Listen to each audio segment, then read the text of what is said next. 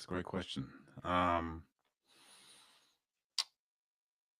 I'm in a season where, and you and I, we talked about this offline a bit. My son is 8 and my daughter is 6. Yes. And so we are finishing kindergarten and second grade, and moving into first and third grade. Come on. Um, and I feel like we're in a particular moment in their lives, in relationship to us, that's feeling kind of like a sweet spot. Hmm. Um, where we're past diapers, we're past tantrums for the most part. Um, Right, right, right. we're but we're still young enough where, like, their mom and I are the center of their universe. Um, No question. and so it's this beautiful thing of, like, they have autonomy and agency and ideas and thoughts and opinions, but they're also so silly and so goofy, Yes. and so still want to cuddle with you, still want to hold you, still want to be held by you, Right. um, but also, like, think they can cook you in a soccer game in the basement, but also want to sit and watch the Arsenal game with you, but also, like, will Yes. draw with you also. And so I'm in this period. I think, school just ended and we're heading into summer, and I historically, summer has been a time where I'm like, all right, I got to grind, I got to try to get this done, I got to try to get that done, I got to No finish doubt. this book, I got to finish this project. And there's been a shift for me, where it's almost now I'm thinking of, I have some friends who have older kids, and they're talking about, like, man, I only have like 3 summers left with my kid or That's it. whatever. That's And the I was one. like, wow, like, when you start thinking about it in summers, like, how many summers Right. before your kid is gone, and then, like, how Right. many summers before, as kids are going to get older, and, like, what a summer looks like when they're 8 is different than a summer looks like when they're 17, right? So, like, Come on. um so I don't know, I'm feeling particularly, um attuned to uh their their youth, um Yes. and really trying my best to be as present as I can. And thinking about this summer, I'm like, oh, we go to Busch Gardens, and then we're gonna Hmm. go do family fun week, and then we're gonna go to the beach, and then we go. And my wife is like, you need to chill. But yeah, I just am. And I think it's informed by so much of what's happening in the world and how Yeah. precarious life feels, For real. and how precarious we see it as being for so many people, that Hmm. children are being wiped off the face of the earth, Come on. in because of the whims of men with egos Right. and pocketbooks, and so it's just, yeah, I everything that's happening in, Gaza, Ukraine, so many other places, Iran now, Hmm. has me thinking a lot about how fragile this whole thing is, um, Truly. and increasingly so. And so trying to hold on to the moments of that we have to be grateful for, as much as possible. No doubt about it. Yeah. So in the context of that, um, yeah, but and there's a, and then I just reread this book, The Northwoods, Hmm.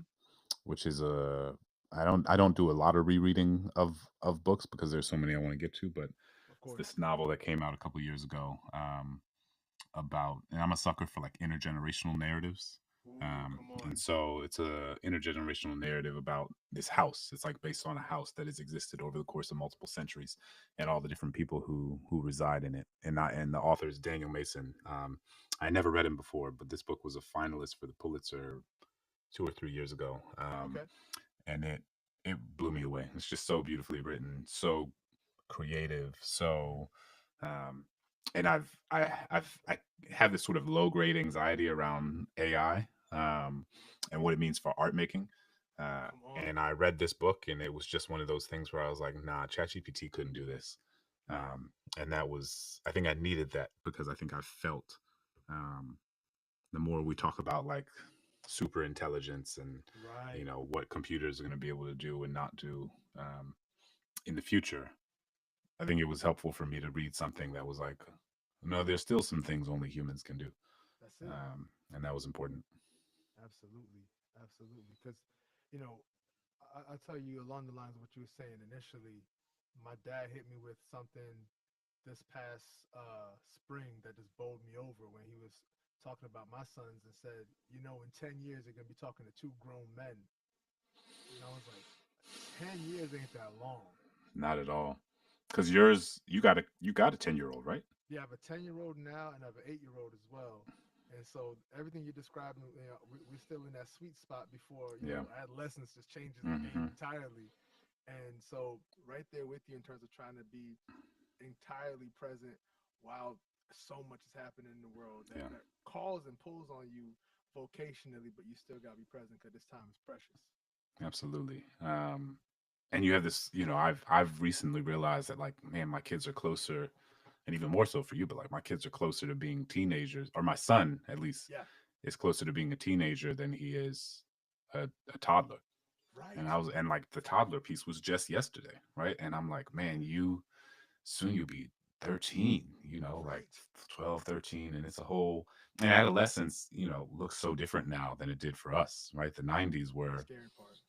The 90s and early aughts were such a quaint time to Yeah, come of age. I think now, smartphones, social media, um, misinformation, right. the you just bad that despair feels and seems so ubiquitous, Mm-hmm. and that you are living at once online and in person in ways that we didn't Yes, have to. Like we just got on our bikes and and went. Um, right. so thinking about that too, like how I don't envy our kids, which is a No. weird feeling to have, where it's like, oh, actually, in some ways, the world has gotten worse, right? Like I wouldn't Right, want to live in this version um, of adolescence, right. and if I could make it so that they had what we had, um, Come on. then I think I would in a second. Oh, we had a couple of weeks ago. It might have been around the time of my son's birthday. We went to like an arcade, and it just really felt like we'd gone back to that late '90s feel. I was Yeah, like, yeah, yeah, okay, it's safe here. We could just yeah. get your You quarters don't need out. the switch. We don't need to switch. Yeah, this is the OG switch. Right. We'll get some change for that 20 and come back. Let's go. Exactly, exactly. And you're gonna be hyped when your 100 tickets gets you one Jolly Rancher. Exactly, exactly. Yeah. That's really it. So you spend a ton of time writing and speaking about memory and history and place.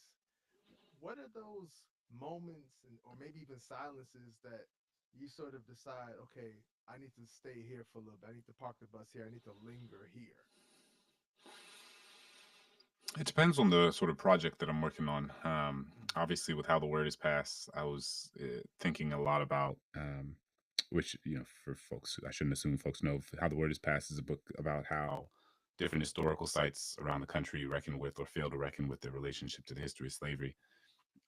And I traveled around the country for a few years, and across the ocean, visiting different places that yeah, tell the story or fail to tell the story or kind of do something right. in between. And that was the preoccupation of that time for me, because it was amid this sort of like Confederate iconography being torn down, street names being Mm-hmm. changed, and I was like, well, how does like name how is memory shaped by um, museums, memorials, monuments, and that sort of iconography, street names and the like. Uh, and then I went to Germany, because when I was on book tour, people kept invoking Germany. They're like, "Oh, well, the U.S. should be more like Germany, and Germany does this, and Germany Right. does that." And I started to invoke Germany too. I'd be like, "Yeah, Germany does this, and Germany does that. We should be more like Germany." You And I had figured this it out. moment where I was like, I've never been to Germany. I'm out here talking about what Germany does, and then it was like, I've never been. I certainly had not been as an adult. Right. And so then I went to Germany a few years ago, and spent some time in Berlin, Come on. and visited, to try to get a sense of how Germany, broadly told the story of the Holocaust through its Right. public memorials and landscapes. And it was there where I was like, oh, well, I don't understand World War II in the way that I thought I did. Right? Like Ain't that something? I thought I got a clear sense of how limited my understanding of the Holocaust had been, right? Like, I don't think Right. I fully understood the scale and scope of it. I mean, they Of killed course. 2/3 of all Jewish people in Europe. I mean, like, Europe. it's a level of slaughter that I hadn't fully comprehended Of course.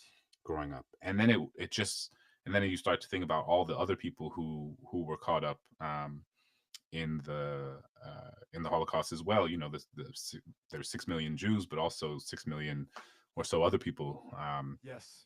who had been killed at the hands of the Third Reich, That's right. and broadly those things got me thinking about like, oh, I don't. World War II is a much more robust, complex, and global struggle than I think I fully understood. For And sure. so that's when I decided I wanted to spend some more time thinking about that period of history and how memory shows up there, right? Because I was like, oh, the only stories I know about World War II are like the Tom Hanks and Steven Spielberg versions, Right. where it was, Saving Private Ryan, Band of That's Brothers, right. and those are part of the story, but they're Absolutely. only a part of the story, right? Like they're not the Exactly. whole story. And so in the US, thinking about like, well, what have I learned or not learned about Japanese American incarceration? Mm. What have I learned or not learned about Navajo code talkers Right. abroad, atomic bomb survivors in Nagasaki, My goodness. comfort women in South Korea? Right. Um, the stories of the Nazis who fled Europe to go to Argentina and hide out in South America Mm-hmm. after the war. Um, all of these different parts of the narrative that weren't familiar for me, and the I like memory as an entry point because it tells you both about the past and the present, right? Like you get a sense of what the history is, but also like how we make sense of the history today, because Mm-hmm. so much of history is interpretation. Um, Absolutely. and you realize that different people interpret the same set of events in fundamentally different ways, oftentimes. And it's funny, going around to these different places. Like you go to Japan and you spend time in Tokyo, um, or Nagasaki or Hiroshima, and the way that they tell the story about World War II is in many ways understandably, but also fundamentally different than the story Yeah. that you hear here in the U.S. Given that they were our adversaries and the way they Right. understand what their young men were fighting for Come um, on. is worthy of examination in a way to give us a clearer and more robust sense of what the story of World War II was. So that's what I spent the last few years working on. This book, Just Beneath the Soil, um, which is about World War II memory. And in between, I've done stuff on um, like how we remember the Rwandan genocide. Um, Mm. 30 years later, I've done stuff on how we remember, like how Canada tells the story of enslavement through the lens of Wow. folks like Josiah Henson and Yes. um, it's and now a lot of my work is thinking about memory in the context of this current administration, Right. and what does it look like to preserve memory in the face of to preserve a robust, complex, and holistic understanding of American history Mm. in the face of an administration that is just so explicitly antagonistic Right. toward that history. Yes. Yeah. Just thinking about, I thought about you when I saw uh, Trump renaming so many of those bases and just thinking about your work. I was like, no, I didn't expect him to read your book, right? But it's just like the but the way in which it's just like, oh wow, like the mythology is just right back. Because Mm, at the time, how the word was passed came out, it felt like part of a huge shift, and I got caught up 5 years ago and thinking like this is it, we're really going to mm, like make a turn, and it felt mhm. so hopeful for me in the midst of just a very chaotic time. And it's so saddening and frustrating to be 5 years later and be like, oh wow, we just went right back to regularly scheduled programming. Yeah, I mean, it almost feels like it's strange, it is at once the case that mm, I think there can be this narrative of like, oh, we were supposed to have this reckoning and there was this backlash, but like actually there was never a reckoning and nothing happened. I don't know that it's correct to say that like that nothing meaningfully changed. I think that there are millions of people across the country now who understand the history of this country and who understand race and racism in fundamentally different ways than they did 10 years ago, than they did 5 years ago with the murder of George Floyd. Right. Um, and I don't think you can put that back in a bottle, right? Like, I think there are so many people who understand, for example, racism not just as something that's interpersonal, but something that's systemic, something that's structural, Absolutely. Absolutely. something that is informed by policy, by legislation, by history. And that is a meaningful shift, Yes. from, we were being nostalgic about our childhoods, but also in that Hmm. time, like the way people talk about race was so reductive, right? Oh, Like, it was so, I mean, we didn't have, within our community and beyond the community. yes. And I think we have a much more robust and sophisticated Hmm. language with which to understand our own history, and to understand the way that our history fits into the sort of broader context of this country. Hmm. Um, and it's also true that there has been such an intense backlash that in some regards it feels like we are further back than we were 5 years ago, because Yes. of the level of venom, um, Right. and vitriol, and like, in if we're thinking about 2020 as a turn, like in 2018, a DEI wasn't being attacked in the way that it is, Right. or affirmative action hadn't been dismantled in the way that it had been, or Yeah. Yeah. Yeah. um, or like the language of um, woke, as being Yes. derogatory, like a Yes. derogatory term, right? Being the sort Right. of thoughtfulness around um, systemic analyses of Hmm. our history, and how people's identities shape their outcomes, and all of this stuff.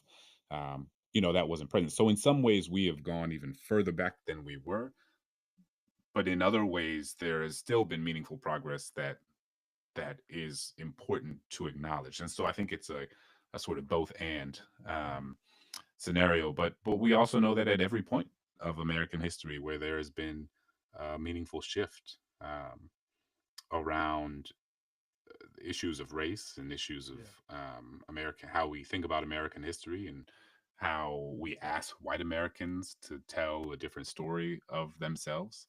Hmm. There's been backlash. Yeah. That has been the case since since Jamestown, since Yes. Williamsburg, and it is still the case now. Absolutely.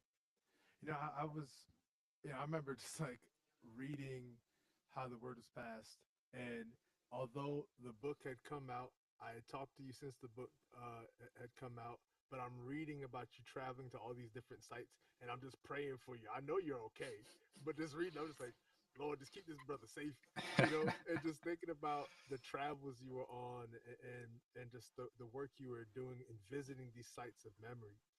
Like, did you imagine that the book would end up taking on the shape that it does, and you all are, releasing like a version for the youth now? It just, did you imagine that this book would have this sort of life while you were visiting all these sites around the country? No, no, there's no way to imagine that. I mean, I feel, I can't even describe how lucky I feel, Come and on. the immense amount of gratitude that I have for this book to have lived in the world the way it has over the last 4 years. I mean, it's extraordinary to me. I feel like I've lived the dream of a thousand authors in one Come book. on. Um, and it is not, there's so many authors who write so many incredible books, that never reach the readership that they deserve, or Absolutely. readership that is commensurate with the um, level of or the quality of the work. Right. And so, for me, I think that, for the book to have been as commercially and critically successful as it has been, is something that I will never take for granted. And I didn't write this book, and I tell this to young writers all the time, but like, you can't write a book with the goal of it, like, winning a big prize, or making the New York Times bestseller list. Like, Hmm. because if or not to say that you can't have that as a goal, but to say you can't let that determine your sense of whether the book is a success or not, right? Because those Yeah. feel like, I want to differentiate those, because those are two different things. You can have that as a goal, and Hmm. something to aspire to, but if that doesn't happen, it can't be the case that you're like, well, that was a waste of time, or I shouldn't have Right. done that, or that. So for Right. me, I wanted to be really clear that like even if the only person that read this was like my wife and my mom, that um Absolute. that it still would have been worth it. And that's why for me, what I do is I pick projects. I don't really write books about things that I'm an expert in. Mm, I pick subject matters of things that I don't understand. come Like on. I wrote How the Word is Passed because when I watched those statues come down in 2017 in New Orleans, Yeah. I think I realized that like, oh man, like I grew up in a city that is at the heart of the domestic slave trade. Come on. My grandfather's grandfather is enslaved, was Yeah. enslaved, and I don't understand the history of slavery in any way that's Come commensurate on. with the impact and legacy that it's left on this country. And so for me, how the word is passed is an attempt to fill in the gaps Hmm. of my own to enhance or to create opportunities for my own understanding. Right. Um, and just beneath the soil is the same thing, right? It's like, oh man, like I really don't know as much about World War II as I thought I did. Come on. And like how much of a disproportionate role did Normandy and D-Day play Mm, in shaping my thinking around what World War II was and yeah. how, but it was so much bigger than that. And Hmm. so for me, I was like, I, I want to learn more about atomic bomb survivors. I want to learn more about how Korea tells the story of the war and like what it means to like live under Japanese imperialism. But then how Japan thinks of itself as both victim and perpetrator, but also Right. how Navajo code talkers went and were put in boarding schools to strip Hmm. them of their language, but then asked to use that very language to fight on behalf of America, and Come how on. people in Japanese internment camps were recruited from internment camps to go fight in the 442nd while their families were still in the camps, but they were asked Yeah. to fight for. So the complexity and the cognitive dissonance of the war was so endlessly interesting to me. Mm, And so these books are just an excuse for me to spend years of learning, um, yeah. and that is what makes it feel meaningful and creatively and intellectually generative. Is that um, this book will come out next year or Okay. whenever we're ready, depending on the publication schedule. And I hope that it does well in the world, but Hmm. it also it is, it, it might not hit in the same way that How the Word is Passed to. In fact, it is much less likely to hit because what happened with How the Word is Passed is so unique. Right. But Right. but I also but I can't write to try to like be a number one New York Times bestseller again, or to try to Right. do this, or to try to exceed what happened with How the Word is Passed, because that would drive you crazy. Because those Hmm. things are not in your control, and you can only control what you can. And so for me, what I can control that is my ability to use these books as a chance to learn more about the world around me. That is such a refreshing perspective. Number one, because I do think all adults should give themselves homework. I know we hated it as kids, but I think we have to remain curious if we're gonna, keep our brains fresh. You know what I mean? Yeah. Just continue to just stay curious, but Yeah. also the sense of, you know, fundamentally what you've done is create art, and I think Mm. that if we just poison ourselves with thinking, as you were describing it, Clint, I kept thinking about a pop artist, like a musician who felt like they had to make another Thriller or they had to make another like Mm. number one song. And it's like the pressure to And catch it lightning in a can bottle kill you, twice. man. Yes. It can kill you. I mean, I was thinking about this, not to cut you off, but in a Hmm. similar context where like we were watching uh it's John Hamm's John Hamm. from Mad Men. Yes. And he has that new show out on Apple TV. Um and I think My Friends and Neighbors or something like that. And it's a good show. Mm-hmm. It's like a good Okay. show. But it's clear that like he will probably never have another Mad Men. It Can't. is it is in, it is just so unlikely, right? I mean, Yeah. it's almost guaranteed that that won't happen. Right. And so we were on the couch and we were talking. We were like, I wonder how like he experiences. like, is it does he feel like his career is only like downhill from here? Does he Mm, feel is every role he trying to sort of recapture what happened with Mad right. Men? And I hope not, because I think that I that's the agree kind with of you. thing that can drive you crazy. Absolutely. And so I was joking. I was like, man, if Hallowed Word is Past was my Mad Men, like I'm good. You're I'm good. good. I You're really good. I am. Again, I it, it is the gift that keeps on giving. It is Yeah. the messages I get about how that book has been taught in schools, the Mm-hmm.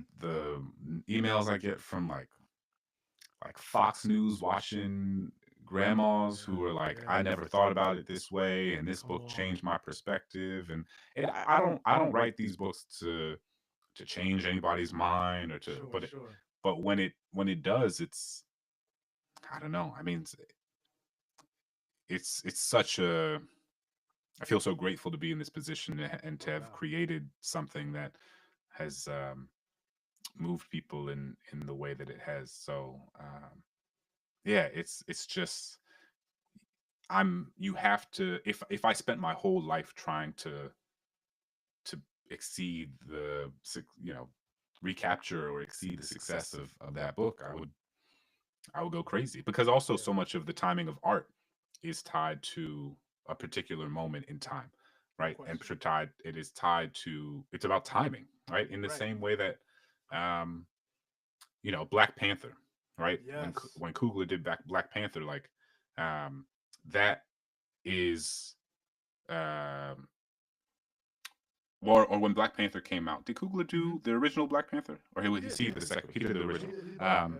he did both, and so when he did Black Panther, obviously it was an astounding production, No question. but it also came out at a particular moment, right? Right. Where like the our community, but also the country latched onto it in a Yes. particular sort of way. And if that Yes. if that movie came out now, in the midst of the intense sort of white backlash, Yeah. like maybe it hits in a different sort of way, right? But maybe In a not. different way. So much of what makes art what it is the you hope to create work that is timeless, but Yes. also there's something to be said for when it sort of launches itself into the world, what is transpiring um, in that world, and Mm-hmm. is it catalyzing or entering or being part of a sort of ecosystem of discourse, Yeah. that that propels it in ways that it might not otherwise have been propelled. Absolutely. You talk about work being timeless, and I think that everything it really does depend on the precise time in your life. There are certain projects you would not be able to create because you hadn't lived the certain experiences that you would need for it. So I think Mm-hmm. about your work, for example, with Above Ground, and how Mm-hmm. you so beautifully talk about navigating fatherhood and just the sort of like everyday awe and joy that your life has granted you in this time. How has poetry, in your creation of it and your consumption of it, helped you to hold on to the intimacy of a certain time and moment? Poetry, I always tell folks, is the act of paying attention.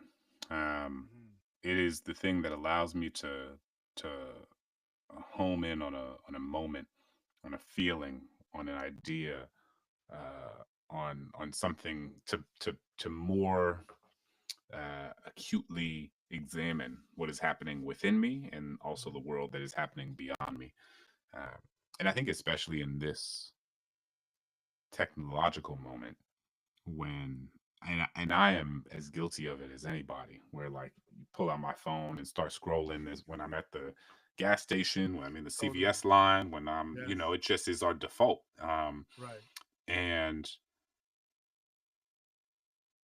that's still something I'm trying to be intentional about. But what I do know is that um, poetry is a time when it is probably the thing that makes me feel most um, in tune with myself, um, Mm-hmm. or or or or it is the thing that actually gives me space and clarity to to examine what I think or feel about something, right? Because what Yeah. if what's happening always is through your phone, you are consuming, consuming, consuming. Come on. You don't always have the opportunity to to synthesize and to analyze and to make sense of like what you think about a thing, For sure. or how something made you feel, or how it's Right.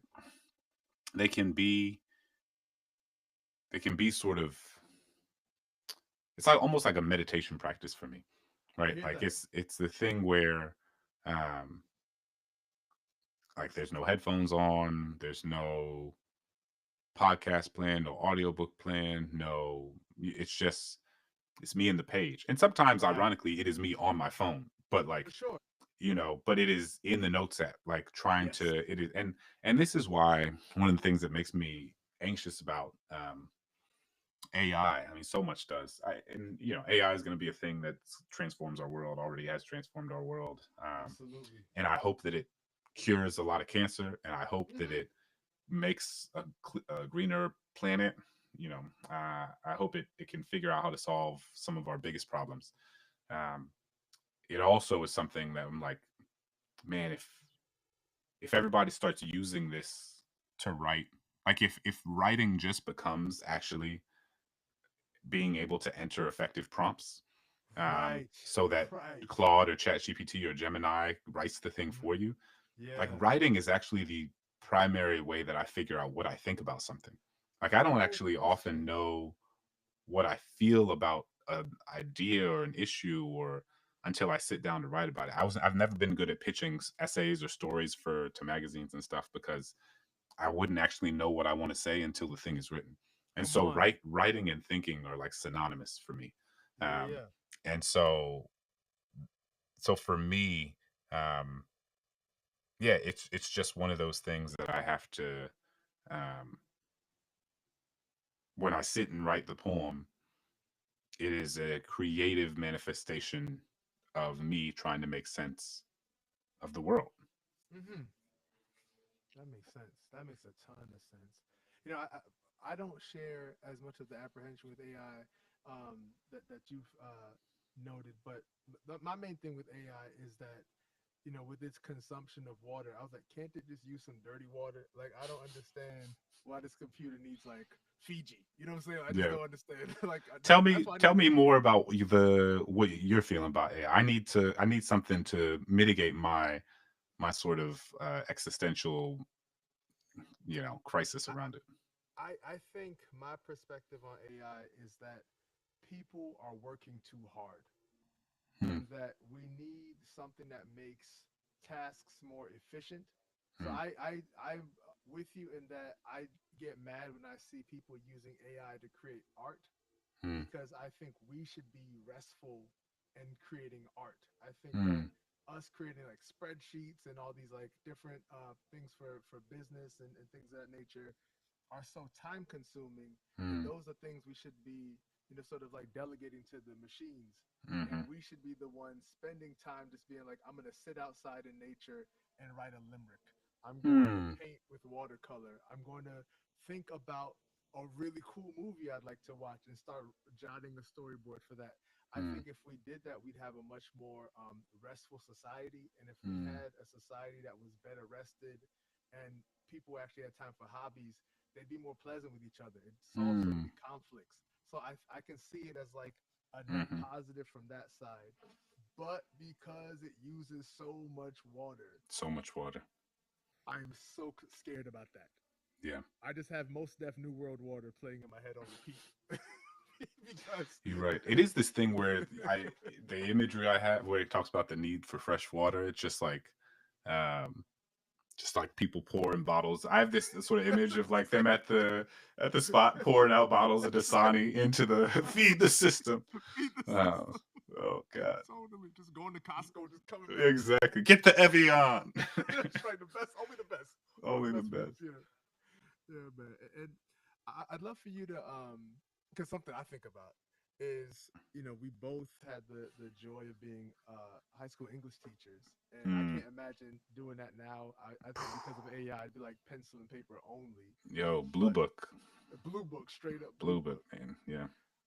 But talk about how your teaching background informs your work still, because I can't shake it. Like I feel like I'm always going to be a teacher, no Oh matter what man, I do. it's everything. There is no how the word is passed without having been a teacher. There is no. I mean, my whole so much of the crash course Black American history videos that Yeah, we made love very those. much directly informed by having been a teacher. Hmm. Yeah, I mean, my sensibility is as a person. My Hmm. sense of like being a teacher was politically changed me. It personally changed me. Hmm. Um, it was. I can't imagine who I would be if I had had a different job coming out of college. It was so formative um, in helping me understand just the sort of like the archipelago of our social infrastructure, right? And the Hmm. way that like education and schools are a part of said archipelago, right? Where like Yeah, you yeah. have all the like the this system and this the immigration system and the school system and the carceral system and Hmm. the healthcare system and that all of these things sit alongside one another Right. in a way that helped ground me more clearly in the interconnectedness of like the social and political experience and as a Hmm. result helped me get a clearer sense of or helped inform a desire to understand the history that shaped said systems, right, and Right. said infrastructure. And it just the sort of like you look around and you begin to realize that the reason one community looks one way and another community looks another way is not because of the people in those communities, but it's because of what has been done to those communities or what has been Come on. extracted from those communities generation after Right. generation after generation. Um, and I learned so much of that on the ground as a teacher. And also it was just fun. Like it was just Hmm. like reading novels with teenagers and sitting in a Yes. circle and talking about them was just like I just enjoyed it a lot. Yeah. Um, Truly. and I'm really grateful for that time. Um, and it's funny now, because now it was funny. I when I was I started teaching when I was 22, Hmm. and I was teaching like 15, 16 year olds. Um, Right. and so now I like see them like I saw one at like Costco the other day. Yes. And they're just like grown people. There's like 30-year-old, Right. right? I'm like, this person Exactly. got some like three kids. I got, That's like, it. That's and they like Mr. Smith. And I'm like, what? Like it's I'm reminded it. it's Oh I'm just man. like, oh, I was so young when I was doing this. Right. Especially teaching high school. Totally. Yeah, the gap in terms of the age gap was felt more robust at the time than it probably actually was. No question. Yeah. You felt like an adult when you were like 22. I was 23 when I first Hmm. entered teaching, and I was teaching middle school, so I really felt like these are my kids. I'm like, Mm. they probably just looked at me as a big cousin. Like I was Yeah, trying to exactly. be an authority figure. Exactly. And they begin when they get mad, they try to call their big cousin on you. That's They'd be right. like, That's yeah. exactly it. No question, man. But something I've always appreciated about your work is that you have such a wonderful use of both like tenderness and honesty in your work. And I'd love for you to speak about how you navigate this balance between really, especially when you're talking about like your children or talking about black children in general. How do you strike this balance between both a protection and honesty? Hmm. I mean, that's the thing that so many of us wrestle with as black parents, right? Um, it is you want your children, I want my children to at once be informed and have a meaningful understanding Mm-hmm. of the Black American experience, and the black experience of this in this country, and the Black American experience in all of its unique manifestations. The Mm-hmm. Black experience of those who are the descendants of enslaved people, the Black experience of those um, who immigrated to this country. I mean, like they have both of those because my on my side of the family, um, my my family are the descendants of enslaved people, and my wife's mother is Nigerian, and so Mm-hmm. in that context, we're thinking about um, you know the Black experience in a different sort of with Mm-hmm. different contours, and so but I want my kids to understand the history of colonialism and Come imperialism, on. and I want them to understand the history of enslavement and chattel slavery and subjugation. Um, and Jim Crow and racial apartheid. Right, right. It's very important to me that they understand that because I didn't I didn't as a kid as much as I would have wanted to. Sure, Um, sure. and because I didn't, I remember as a kid being inundated with all these messages Mm-hmm. about all the things that were wrong with Black people from politicians, Yeah. from the media, from all sorts of sectors. Um, and what happens is when you're inundated with these messages and you don't have the language with which to push back against these Mm-hmm. messages, you begin to internalize them, and you Yeah. begin and I remember being a kid and feeling kind of confused, be like, well, I know that what I'm hearing is wrong, but I don't really know how to say that it's wrong, so maybe it's not wrong, like Right, right. maybe there's some truth. And so there was a sort of intellectual and emotional paralysis that I felt. Come on. um, and it wasn't until later in my life when I read books and journalists and artists and filmmakers and who gave me the framework with which to more Mm-hmm. effectively understand why this country looked the way that it did and why the Black American experience um, looked the way that it did, and why there was so much racial inequality. Um, that it wasn't until then that I was able to sort of be liberated from that sense of paralysis. And so, what I don't want is for my kids to feel that. And I want as much as possible for me to provide the information, the context, the tools so that they can Mm-hmm. be like, again, going back to this idea that, oh, this part of Maryland looks this way and this part of Maryland looks Right. this way because of the history of what has been done or Come not on. done for these groups Right. of people, and not to fall into what is a very human sort of assumption if you don't have Mm-hmm. information, right? We're like, oh, the people who look like this live like that. The people who look like this live like Right. that. And then you begin to assume that it has something to do with culture or biology or Yes. genetics, which is the thing we have to disabuse people of. And so, Right. all that's to say, I want to give my kids the tools with which to more effectively understand that history. And I also don't want them to fall into the trap of thinking that our history is singularly defined by violence, trauma, Come and on. exploitation. Right. So I want them to know about that Mm-hmm. history of violence in all of its manifestations, and I also want them to know that their futures are dictated by nothing, are held back Right. and limited by nothing other than their imaginations. That's it.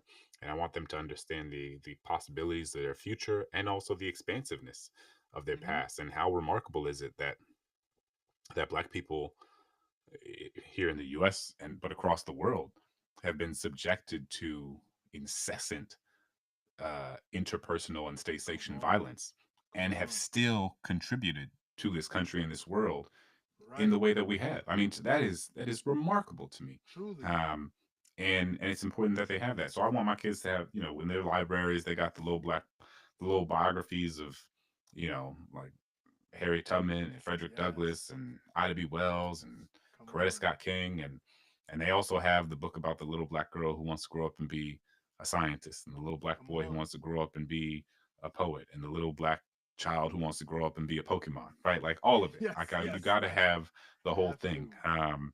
and I want them to carry all of that Mm-hmm. in their bodies and in their spirits. No doubt about it, man. That's really it. I feel like so much of parenting, I keep referring to it as like that wonderful movie, A Beautiful Life, when the Mm, dad was just keeping his son safe during World War II, but he turned it into a game for his son. He didn't mm, know. I think they were like in Italy, like Vichy, France, mm-hmm. someplace, and the kid just thought they were having a great time. That dad was keeping them Yeah, safe from danger, and I was like, yeah, yeah, that's the essence of it. that's it. That's That's it. really it, man. For sure, for sure. Well, brother, I am so excited for this new book. It comes out in 2026. Lord willing, and definitely looking forward to that, as well as the young people's version of how the word is passed. I'm really excited to be able to go through that September one more time. 30th. September 30th, so right in time for school. That's smart. There we go. Yeah. Putting that back in Coming the to a book. school, coming to a middle school near you. Exactly it. Exactly it. Well, as always, man, just grateful for you, grateful for the work you're doing, and just continue to just keep telling the truth and just being honest and educating us. We're grateful for you, man, for real. I appreciate you, man. It's always good to talk to you. Hey, likewise, likewise. And friends, as always, you can catch this and every other episode at baddestchaplain.com, but also we're on YouTube, we're on Spotify, Apple Podcasts, anywhere you get podcasts. Until next time, keep on being curious, keep on trying to make the world a little bit better than you found it. Take care, everyone. Peace.